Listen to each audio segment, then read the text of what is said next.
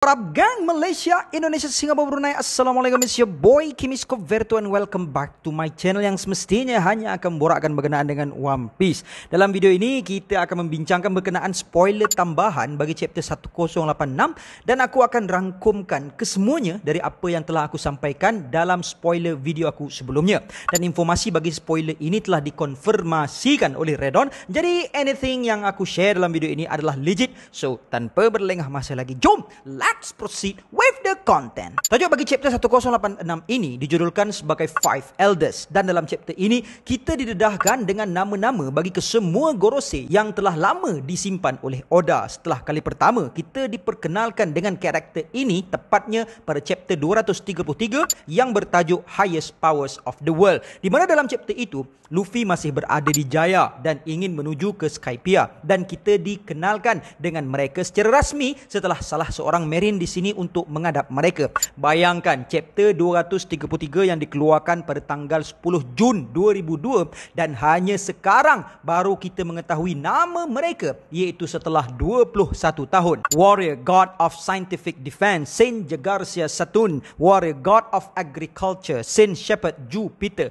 Warrior God of Finance Saint Ethan Baron V Nasujuro, Warrior God of Legal Affairs Saint Topman Valkyrie, Warrior God of Environment Saint Marcus Mars. Dan seperti yang diteorikan, ternyata memang benar nama-nama mereka merepresentasikan nama-nama planet yang ada di dalam sistem cakrawala kita: Saturn, Jupiter, Venus, Mercury dan Mars. Dan dalam chapter ini juga kita akhirnya mengetahui rahsia senjata yang digunakan Im Sama dalam menghancurkan kerajaan Lulusia secara total.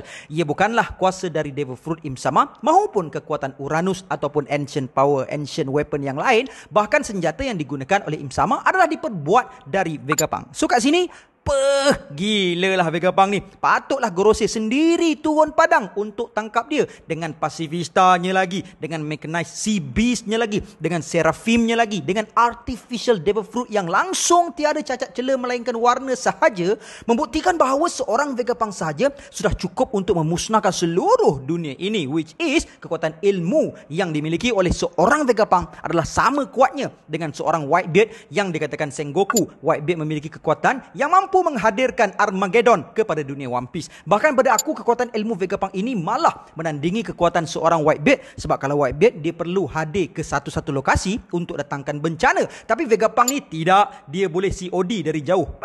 Dan dalam chapter ini juga, kita didedahkan dengan nama bagi keluarga Imu Sama. Iaitu Imu Sama, nama dia bernama Imu dari keluarga Nerona, yang merupakan raja asal dari 20 raja-raja yang membentuk kerajaan dunia pada zaman Void Century dahulu. Selain itu, kita juga mendapat pendedahan bahawa Saint Myosgard telah dijatuhkan hukuman mati oleh Holy Knight. So dekat sini membenarkan spekulasi aku yang mengatakan bahawa seperti berikut. Tapi The Holy Knight ini memiliki bidang kuasa seolah-olah mampu untuk menentukan siapa benar, siapa salah dari kalangan Celestial Dragon. Bahkan berkemungkinan mampu untuk menjatuhkan hukuman ke atas mereka. I mean, subhanallah. Dekat sini dapatlah kita bezakan peranan The God's Knight ini dengan jelas dengan Cypher Paul, yang mana peranan mereka lebih kepada tugasan pengintipan, pembekalan maklumat, bodyguard kepada Celestial Dragon dan juga turut menjadi pasukan tempur dalam unit serangan walaupun masih samar-samar. So kepada korang yang belum lagi menonton video The God's Knight Explain ini, korang kena tengok sebab dalam video tu aku ada sharekan maklumat-maklumat berkenaan dengan The Holy Knight. Jadi ternyata dalam chapter ini, peranan The Holy Knight itu telah dikonfirmasikan. Selain itu, kita juga mendapat pendedahan bahawa dalam chapter ini kita akan mendapat 3 lagi sosok Seraphim yang berbaki, iaitu Seraphim Gecko Moria, Seraphim Crocodile dan Seraphim Doflamingo. Maybe nama nickname dorang will be as Gecko, as Croco dan as Flamingo lah kot. So setelah sebelum ini kita diperkenalkan dengan 4 Seraphim, iaitu as Bear yang mewakili Seraphim Bartolomeo Kuma dengan kekuatan Nikyu Nomi, as Snake yang mewakili Seraphim Boa Hancock dengan kekuatan Mero Nomi, as Hawk yang mewakili Dracula Mihawk dengan kekuatan Super Nomi, dan as Shark yang mewakili Jinbei dengan kekuatan Sui Nomi. Maka lengkaplah sudah 7 klon Shichibukai awal, dan tak hairanlah Seraphim ini mampu untuk menggantikan sistem Shichibukai yang sedia ada kerana mereka lebih patuh kepada kearahan, lebih muda, lebih cergas dan yang paling penting, setiap mereka boleh diterapkan dengan kemampuan Devil Fruit berkat kejeniusan Dr. Vegapunk dalam memanipulasi sel darah hijau makau hijau. Jadi in my thought, since Seraphim sebelum ini yang telah sedia memiliki kemampuan Devil Fruit, berkemungkinan ketiga-tiga Seraphim yang baru diperkenalkan ini juga mungkin akan memiliki Devil Fruit clone asal mereka, iaitu S Gecko mungkin akan memiliki kemampuan Devil Fruit Kage no Mi, manakala S Flamingo mungkin akan memiliki Devil Fruit Ito no Mi. Cumanya untuk S Kroko ni aku tak sure, sebab dalam chapter 1070, kalau kau ingat, ketika menerangkan tentang Devil Fruit serta Devil Fruit Artificial, Vegapunk mendedahkan bahawa dia telah cuba untuk mereplikakan Devil Fruit jenis Logia, namun Devil Fruit Logia ini agak tricky sedikit berbanding Devil Fruit yang lain.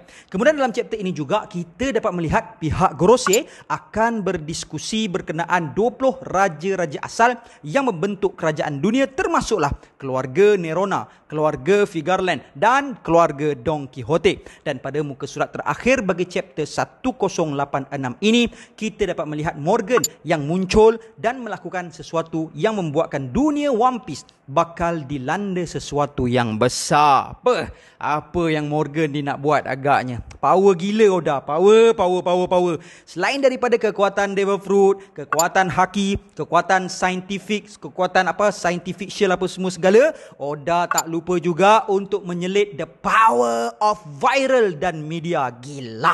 Dan kita boleh tengok pun sebelum ini macam mana fitnah yang ditaburkan ke atas Sabo, yang mengatakan konon-kononnya Sabo lah yang membunuh Cobra, telah menyemarakkan lagi aliansi 7 kerajaan yang berpadu dengan pasukan Revolutionary Army. Semangat disemarakkan dengan hanya sebuah khabar dari satu berita. Oda is a very legend. Dan dalam chapter ini juga kita akan didedahkan dengan nama dan personality pemimpin bagi Holy Knight di Marijoa. Salah satu keluarga dari Figarland adalah pemimpin pasukan ini, dan leader Holy Knight tersebut dikatakan memiliki kekuatan yang luar biasa yang mempunyai sosok sebagai seorang yang tua. Nama bagi leader Holy Knight tersebut adalah Saint Garling Figarland. Personality bagi Saint Garling Figarland adalah dia memiliki kacamata dan memiliki janggut dan rambut bertirus panjang sehingga penampilan wajahnya kelihatan seperti bulan sabit. So guys, di sini tidak liarlah sekiranya kita ingin mengatakan bahawa nama sebenar bagi Shanks adalah Saint Shanks Figarland.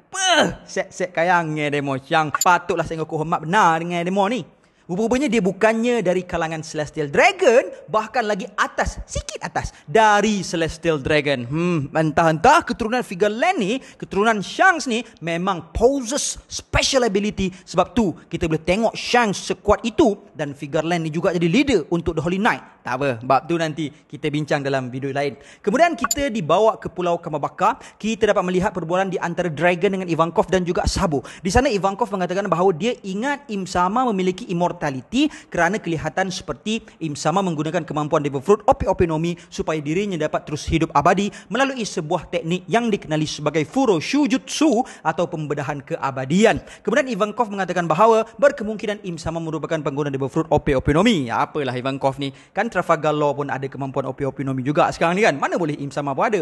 Kemudian Dragon menyinggung soal senjata yang dihasilkan Dr. Vegapunk yang mampu untuk menghancurkan seluruh kerajaan. Dragon sepertinya tidak percaya bahawa Vegapunk berjaya menjejaki satu senjata yang telah menghancurkan pulau aliansi mereka, iaitu Lulusia. Dan ini juga adalah pertama kalinya senjata tersebut digunakan. Dan seperti yang aku bagi tahu dalam video lepas, dan mungkin korang pun dah sedia maklum, One Piece akan hiatus selama sebulan dan chapter 1087 akan dikeluarkan mungkin pada 12 Julai 2023. Oda pun telah mengeluarkan sebuah surat memberitahu sidang peminat One Piece bahawa dia akan menjalani sebuah pembedahan mata dan manga akan bercuti. Jadi kita pohon supaya segalanya berjalan lancar agar siri One Piece tercinta kita ini dapat diteruskan sampailah tamat di masa yang akan datang. So guys, I guess that's all I have untuk perkongsian kita pada kali ini. InsyaAllah see you guys in the next content, and until then my gang, there is no God except Allah. Assalamualaikum warahmatullahi